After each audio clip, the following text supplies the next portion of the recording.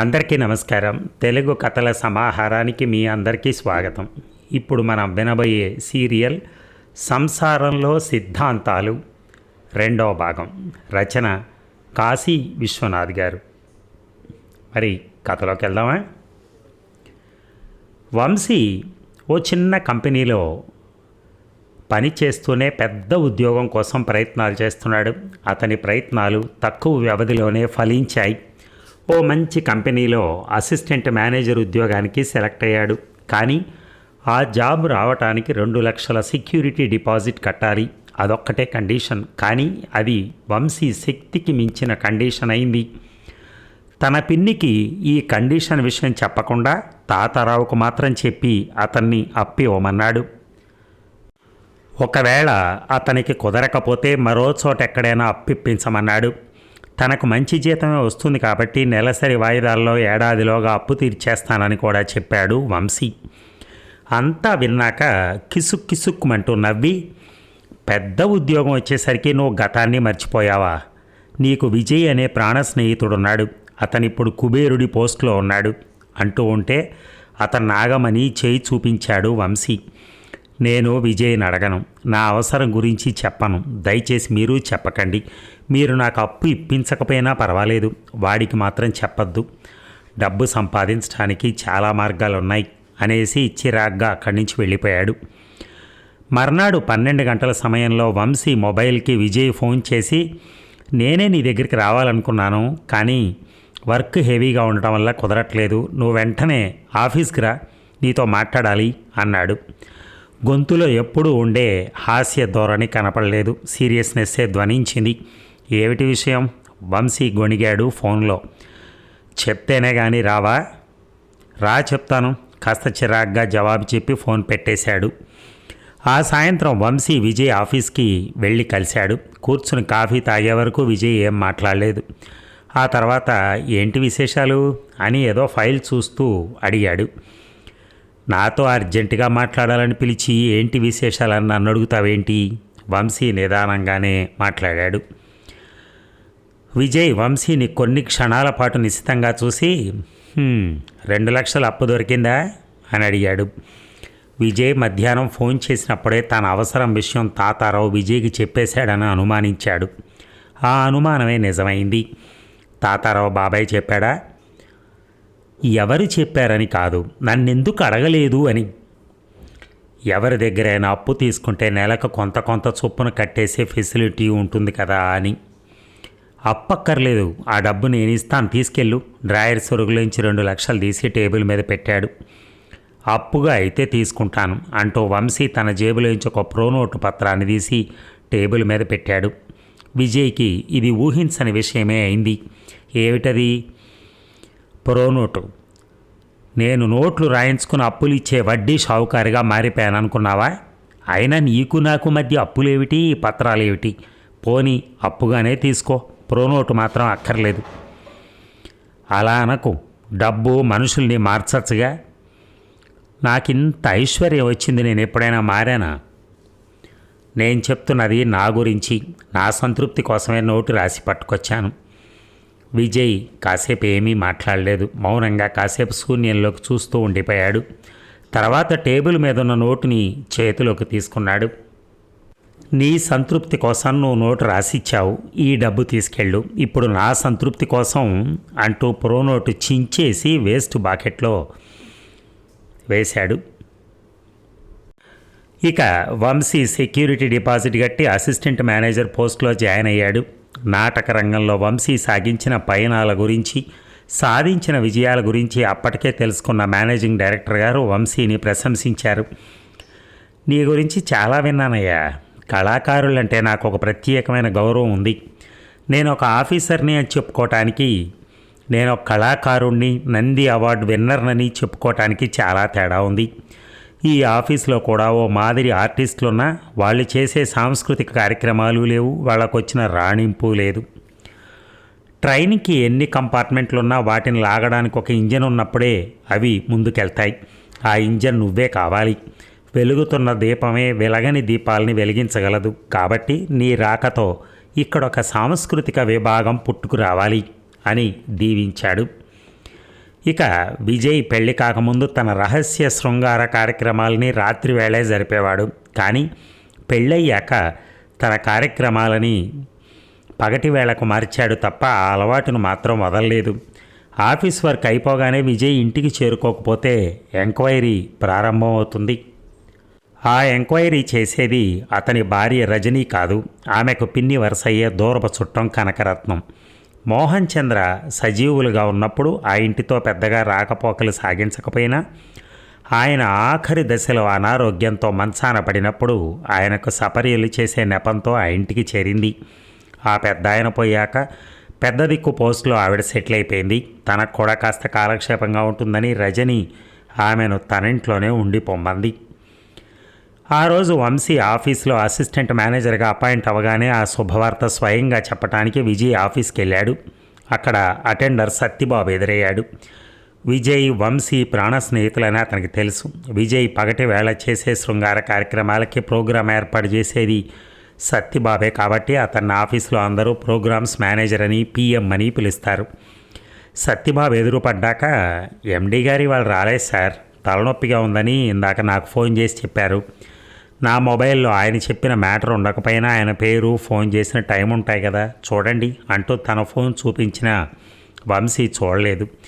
విజయ్ మరీ బాహాటంగా తిరగటానికి సత్యబాబు సహకారం చాలా ఉందని వంశీకి తెలుసు కాబట్టి ఆ మాటలను అంతగా నమ్మలేదు. హరిశ్చంద్రుడు అబద్ధం ఆడటం, నువ్వు నిజం చెప్పటం రెండూ జరిగే పనులు కావని నాకు తెలుసు. మావాడు అసలే కోతి, ఆ కోతి చేత బ్రాందీ విస్కీలు తాగించి ఇలా గెంతులు ఇస్తున్నావు అన్నాడు వంశీ. సత్యబాబు చిన్నగా నవ్వి, ఆ మాట అంటం న్యాయం కాదండి, ఆయన్ని చెడగొట్టే ఛాన్స్ నాకెక్కడిచ్చారు? ఆయన చెడిపోయిన తర్వాతే ఈ ఆఫీస్కి ఎండీ అయ్యారు. ఇక నేను ఇచ్చిన కోఆపరేషన్ అంటారా? నేను కాలికేసుకున్న చెప్పులు అంటోండి సార్, కాలు ఏ వైపు వెళ్తే చెప్పు ఆ వైపు వెళ్ళాలి కదండి. అలా వెళ్ళకపోతే ఈ చెప్పును వదిలేసి మరో కొత్త చెప్పు కొనుక్కుంటారు. నిజంగానే ఇవాళ మీ ఫ్రెండ్ గారికి ఒంట్లో బాగాలేదేమో అన్నాడు. వంశీకి అతని మాటల్ని నమ్మాలనిపించింది. ఎలాగో పర్మిషన్ పెట్టొచ్చాను కాబట్టి నా అపాయింట్మెంట్ ఆర్డర్ని అతని ఇంటికి వెళ్ళి చూపిస్తానని చెప్పి విజయ్ ఇంటికి బయలుదేరాడు. వంశీ విజయ్ ఇంటికి వెళ్ళేసరికి హాల్లోనే రజనీ టీవీ చూస్తూ కనిపించింది. అతన్ని చూస్తూనే రిమోట్తో టీవీ ఆఫ్ చేసి అతన్ని సాదరంగా ఆహ్వానించింది. అతని పట్ల రజనీకి కనకరత్నానికి కూడా సదాభిప్రాయం ఉంది. వంశీ తమ ఆఫీసులో ఎందుకు పనిచేయనన్నాడో, 2 లక్షలు అవసరమైనప్పుడు అప్పుగానే తన దగ్గర తీసుకున్నాడో విజయ్ తన భార్యకు కనకరత్నానికి కూడా చెప్పటం వల్ల రజనీ దృష్టిలో వంశీ మీదున్న గౌరవం మరో 4 మెట్లెక్కి నిలబడింది. పని మనిషి చేత కాఫీ తెప్పించి వంశీకి ఇచ్చాక కాఫీ త్రాగుతూ, ఇవాళ నన్ను అసిస్టెంట్ మేనేజర్గా అపాయింట్ చేస్తున్నారు సిస్టర్, ఒకసారి మా వాడికి పర్సనల్గా చెప్పి వెళ్ళటానికి వచ్చాను అన్నాడు. మంచిది అన్నయ్య గారు, ఆ శుభవార్తని మీరు ఫోన్ చేసి కూడా చెప్పచ్చు, కానీ పనిగట్టుకుని వచ్చి చెప్పటం మీ సహృదయకు వేస్ట్ బాస్కెట్లో వేశాడు. మీ సహృదయానికి నిదర్శనం అంది రజని నవ్వుతూ. ఆ మాటలు అవుతూ ఉండగా లోపల నుంచి కనకరత్నం వచ్చి కూర్చుంది. ఈ దిక్కుమాలిన సెల్ ఫోన్లు వచ్చాక ఎంత గొప్ప విషయాన్నైనా 2 లైన్ల ఎస్ఎంఎస్తో తెగ్గొట్టేస్తున్నారు. నువ్వు ఒక మెసేజ్ పంపించేసి చేతులు దులుపుకోవచ్చు, కానీ అలా చేయకుండా స్వయంగా ఇంటికి వచ్చావు చూడు, అక్కడ మార్కులు కొట్టేశావు. ఎలాగో వచ్చావు కాబట్టి ఇక్కడి నుంచే మా విజయ్కో ఫోన్ చేసి చెప్పేయి అంది. ఎలాగో వచ్చాను కదా, ఇక్కడి నుంచి మేడ మీదకి ఫోన్ ఎందుకు, నేనే స్వయంగా మేడ మీదకి వెళ్ళి చెప్తానంటూ లేచి మెట్ల వైపు వెళ్ళబోయాడు. మేడ మీద లేరండి, అతను ఆఫీస్కి వెళ్ళిపోయారు అంది రజని. అంటే వాడికి ఇప్పుడు బాగానే ఉందా? బాగానే ఉండటం ఏమిటి? కనకరత్నం అడిగింది. అదే ఆంటీ, ఇప్పుడు నేను ఆఫీస్కి వెళ్తే ఫ్యూన్ సత్యబాబు చెప్పాడు విజయ్ తనకి తలనొప్పిగా ఉందని సత్యబాబుకు ఫోన్ చేసి చెప్పాట. ఆడవాళ్ళిద్దరూ ఆశ్చర్యంగా ఒకరినొకరు చూసుకున్నారు.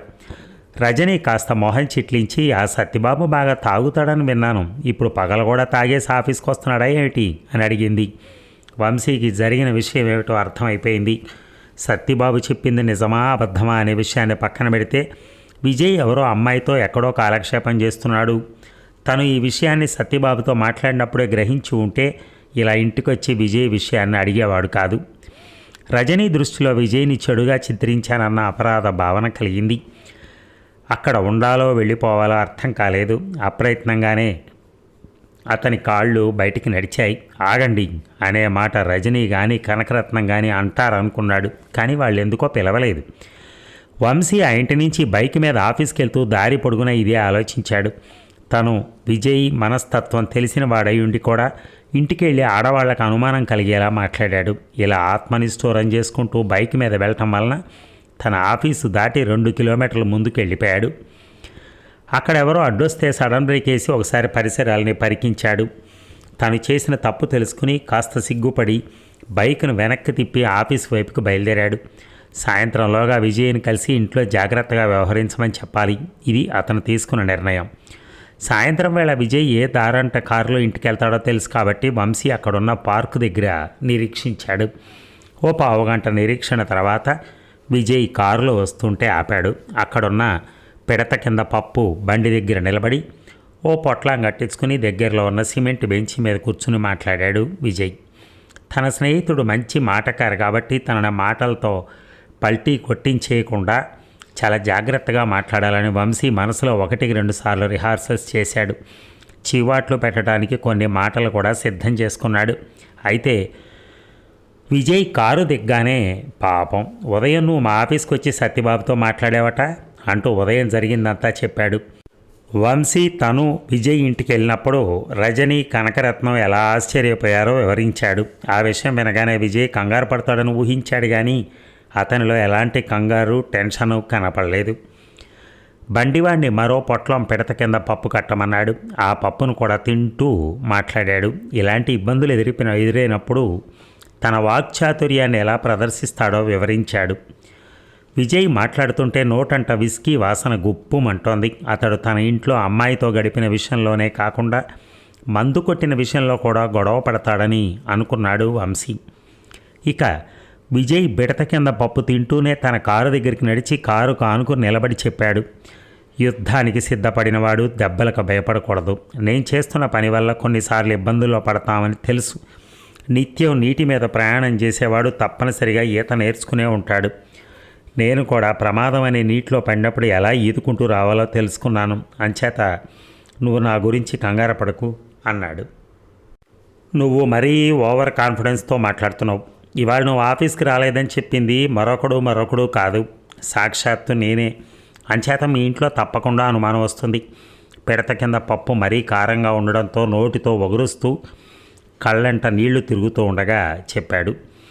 ఇవాళ నేను ఆఫీస్కి వెళ్తుండగా దారిలో ఒక కుర్రాడికి యాక్సిడెంట్ జరిగింది. రక్తపు మడుగులో పడున్నాడు. ఈ ఊళ్ళో ఉన్న 25 లక్షల జనాభాలో ఒక్కడూ ముందుకొచ్చి ఆ కుర్రవాడిని హాస్పిటల్కి తీసుకెళ్ళడే.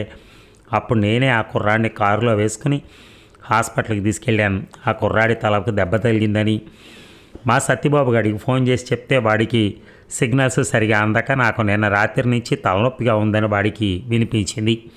వంశీ ఆశ్చర్యపోయి, పాపం ఇప్పుడు ఆ కుర్రాడికి ఎలా ఉంది అని అడిగాడు. విజయ్ తన స్నేహితుడిని ఒక అమాయక చక్రవర్తిలా చూసి పగలబడి నవ్వాడు. చూసావా, నేను ఒక పెద్ద గ్యాస్ మాస్టర్నని తెలుసుకోవడానికి చెప్పిన మాటలు నమ్మేశావు.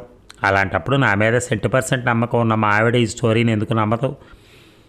వంశీ ఒక తప్పు చేయటమే కాకుండా దాన్ని కప్పిపుచ్చుకోవటానికి ఓ అబద్ధాన్ని రెడీ చేసుకుని ధీమాగా ఉండటం వంశీకి ఆశ్చర్యం కంటే అయిష్టతను చిరాకును కలిగించింది. సరే, ఆ విషయంలో గ్యాస్ కొట్టేస్తావు, కానీ నీ నోటంట వస్తున్న విస్కీ వాసన సంగతి ఏంటి అని అడిగాడు. నువ్వే నాకు పార్టీ ఇచ్చి తాగించావని చెప్తే ఏ గొడవ ఉండదు.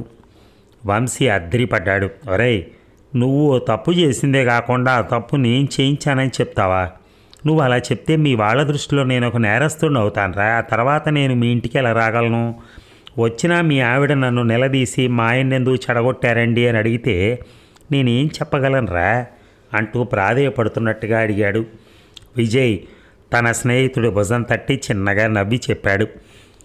నీకు ప్రమాదం కలిగించేలా ఎందుకు అబద్ధం చెప్తానురా? జాగ్రత్తగా విను. నువ్వు మా ఇంటి నుంచి వచ్చాక మీ ఆఫీస్కి వెళ్ళావు. అక్కడున్న స్టాఫ్ అంతా నిన్ను పార్టీ ఇవ్వమని బలవంతం చేశారు. నువ్వు తాగకపోయినా వాళ్ళ చేత తాగించడానికి ఒక బారుకు తీసుకెళ్ళావు. నేను హాస్పిటల్ వరకు చూసుకుని కారులో వస్తూ మీకు ఎదురుపడ్డాను. మీ ఆఫీస్ స్టాఫ్ నన్ను కూడా పార్టీలో జాయిన్ అవ్వమని బలవంతం చేశారు. అప్పుడు నీ పార్టీని సక్సెస్ చేయడం కోసం వాళ్ళు బలవంతం మీద 2 అంటే 2 పెగ్గులు పుచ్చుకున్నాను. నువ్వు మాత్రం కూల్ డ్రింక్ తాగావని చెప్తాను. ఇలా చెప్పడం వల్ల నీకు మార్కులు పోవు, నాకు పోవు. తప్పకుండా తప్పంటూ ఉంటే మీ ఆఫీసు స్టాఫ్ మీదకే పోతుంది అంది. విజయ్ క్షణం కూడా తడుముకోకుండా ఆసువుగా చెప్పేసిన అబద్ధం వల్ల ఇంట్లో రాబోయే గొడవ సులభంగానే సమసిపోయేటట్టుగా కనిపించింది వంశీకి. కానీ ఇదంతా ఏమిటి? బురదలో కాలు పెట్టి పన్నీటితో కడుక్కోవడం ఎందుకు? రిస్క్తో కూడుకున్న ఈ దారిలో ప్రయాణం చేయటం ఎందుకు అని వంశీకి చెప్పిన మాటల మీద చాలాసేపు వాదన జరిగింది. చివరకు కూడా ఎవరి వాదన వారిదే అయింది తప్ప తాము నమ్ముకున్న సిద్ధాంతం నుంచి ఒక్కరు కూడా ఒక్క అంగుళం బయటికి రాలేదు. ఆఖరికి విజయ కారు స్టార్ట్ చేస్తూ ఓ మాట అన్నాడు. ఈ ప్రపంచంలో అన్నిటికంటే సులభమైంది ఇతరులకు సలహాలు ఇవ్వటమే అంటారు. నీకు పెళ్ళి పెటాకులు లేకపోవడం వలన నాకు తరచుగా మెసేజ్లు ఇచ్చేస్తున్నావని నాకు అర్థమైంది. నీకు ఇమ్మీడియట్గా పెళ్లి చేసేస్తే నువ్వు సంసార యాతనలోకి పడిపోయి అప్పుడు కానీ నాకు నీతులు చెప్పడం మానేస్తావు. రేపటి నుంచే సంబంధాలు చూసే పనిలో దిగుతాను అన్నాడు. ఇక ఆ వారంలోనే వంశీ పినతల్లి వరలక్ష్మి కన్నుబూసింది. దాంతో అతనుకున్న ఆ ఒక్క రక్తపాస్యం అదృశ్యం అయిపోయింది. ఆమె అంత్యక్రియలు వంశీ చేత చేయించడంలో విజయ్ దంపతులు తాతారావు ప్రముఖ పాత్ర వహించారు. ఒక 10 రోజుల తర్వాత వంశీ ఆ ఇంట్లో ఉంటే తన పినతల్లి జ్ఞాపకాలే ముసురుకుంటున్నాయని చెప్పి మరో ఇంటికి మారతానన్నాడు. తాతారావు కూడా అభ్యంతరం చెప్పలేదు. ఆ వీధికి 2 వీధుల అవతల మరో పెద్దిల్లు ఖాళీగా ఉంది. ఆ ఇల్లు తాతారావుదే. త్వరలో వంశీ పెళ్లి చేసుకోవాలి కాబట్టి ఆ మాత్రం పెద్దింట్లో ఉండాల్సిన అవసరం ఉందని భావించి విజయ్ దంపతులు అతన్ని ఆ ఇంటికి మార్చారు. ఈ వారంలోనే ఒకరోజు విజయ్ తాతారావుని తన ఇంటికి పిలిచాడు. వంశీకి విజయ్కి ఒకప్పుడు ఓ గార్డియన్ లాగా తాతారావు వ్యవహరించాడు కాబట్టి అతనంటే విజయ్ భార్యకి ఒక ప్రత్యేకమైనటువంటి గౌరవం ఉంది. ఇక ఇంట్లో ఒక అశుభం జరిగినప్పుడు ఏడాది తిరగకుండా శుభకార్యం జరగాలని చెప్తారు.